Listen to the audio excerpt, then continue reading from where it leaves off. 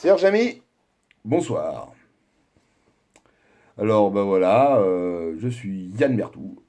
Voilà, donc vous êtes sur ma chaîne. Donc, n'hésitez pas à mettre un like et même des commentaires si vous avez envie. Vous pouvez aussi ne pas être d'accord avec ce que je dis, hein, voilà. Vous avez qu'à m'expliquer pourquoi, justement, dans ces commentaires. Tant que c'est argumenté, on pourra en discuter.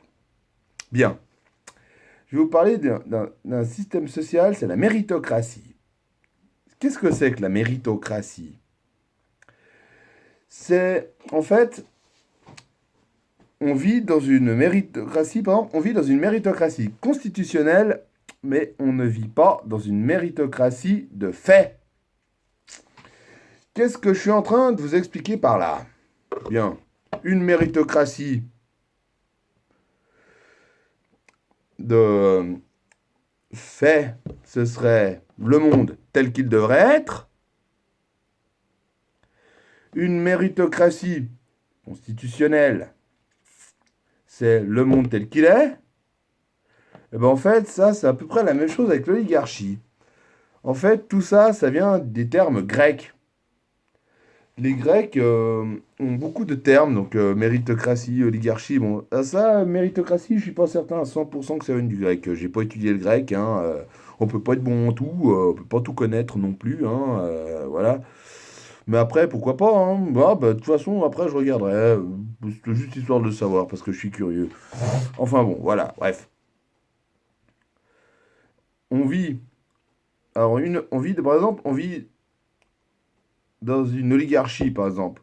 Mais, enfin, en tout cas, la Suisse, la France, l'Allemagne, l'Espagne, l'Angleterre, l'Italie, bref, même la Grèce, ces pays ne sont pas des oligarchies constitutionnelles, mais ce sont des oligarchies de fait. Vous voyez? Prenez? Parce qu'en fait, on est dans une oligarchie. Ce n'est pas censé être comme ça, mais les faits, ils sont là. On n'est pas dans une oligarchie constitutionnelle, parce que le système oligarchique ne figure pas dans la Constitution, dans le sens où tout le monde peut avoir les mêmes chances, mais en revanche, on vit dans une oligarchie de fait. Donc les faits sont là. Normalement, ce n'est pas dans la Constitution, mais c'est comme ça que les choses se passent. Tout le monde n'a pas les mêmes choses. Et il y a juste un petit groupe de gens qui tiennent tout le pouvoir et tout le pognon, et qui nous prennent pour des cons, et puis qu'on tout. Et puis vous rajoutez à ça, bon, enfin ça, je vais en parler après. Revenons plutôt à ce qui nous occupe. Alors on vit dans une méritocratie constitutionnelle, mais dans les faits, ce n'est pas du tout une méritocratie. Pas du tout. Pas du tout. Pourquoi? Une méritocratie, c'est quoi? Une méritocratie, c'est quelque chose qui stipule, on va dire, pour parler un peu comme ces soi-disant intellos, qui bon nombre d'entre eux d'ailleurs sont des cons, disons-le, faut dire ce qu'il en est. Oui, pas tous, hein. Je dis pas que tous les normaux pensants sont des abrutis, mais bon nombre d'entre eux, et puis la plupart des magistrats, par exemple, ou des politiques, sont des normaux pensants. Et ça, c'est un grave problème pour ceux qui ne sont pas des normaux pensants. Mais ça, on va voir ça dans une autre vidéo. Ça, c'est pas ce qui nous occupe actuellement. Bien. Alors, la méritocratie, c'est quoi? Je vais en venir au fait, hein, quand même, parce que, voilà, je vous tiens la jambe, là, depuis 5 minutes. Oh, un peu moins, 4 minutes. Bref, on s'en fout. En fait, la méritocratie, mais c'est quelque chose qui stipule, comme je dis, oui. Je disais juste avant, mais après, je me suis égaré dans quelque chose, excusez-moi. C'est quelque chose, c'est une philosophie qui stipule, en fait, que chacun peut obtenir le meilleur du moment qui s'en donne les moyens et travaille. Sur les principes, je suis d'accord.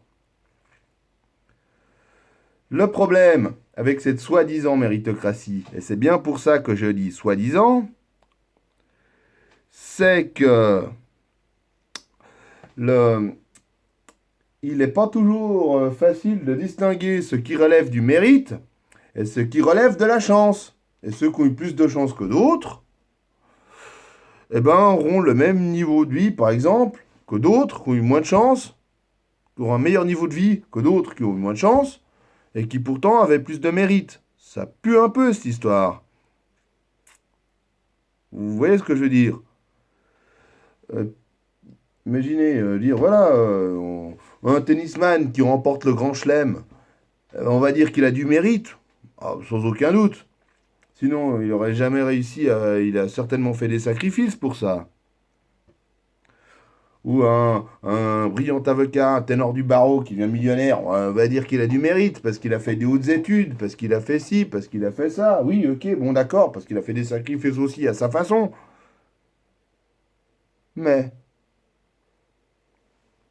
c'est quoi des sacrifices? Bah, on n'a pas forcément tous la même notion de ce que c'est que des sacrifices. Pour certaines personnes, il y a des choses qui sont toutes simples, alors que pour d'autres personnes, peut-être qu'aurait une moins bonne intelligence logistique, mais une meilleure intelligence intuitive, ce serait un vrai défi. Et pourquoi ces gens auraient moins de mérite? Hein? Eh ben dans le système scolaire, c'est pareil. Vous remarquerez que personne ne va descendre dans la rue pour protester contre le fait qu'un avocat gagne plus qu'un nettoyeur. Et ben pourtant, s'il se fait aussi chier que lui, pourquoi il devrait pas gagner autant qu'un avocat? C'est n'importe quoi. Ok, l'autre il a fait des études, machin, mais déjà de un, tout le monde n'est pas fait pour faire des études. De deux, tout le monde n'a pas forcément moyen de choper une bourse.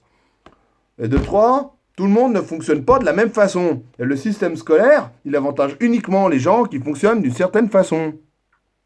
Donc si ce raisonnement se tient, eh ben on n'est pas dans une méritocratie, on est dans un monde de merde complètement inégal, qui devrait être illégal, mais malheureusement c'est légal. On se fout de notre gueule, mais bon, voilà, de toute façon, quand on voit ce qui se passe, hein, on se fout bien de notre gueule. Hein.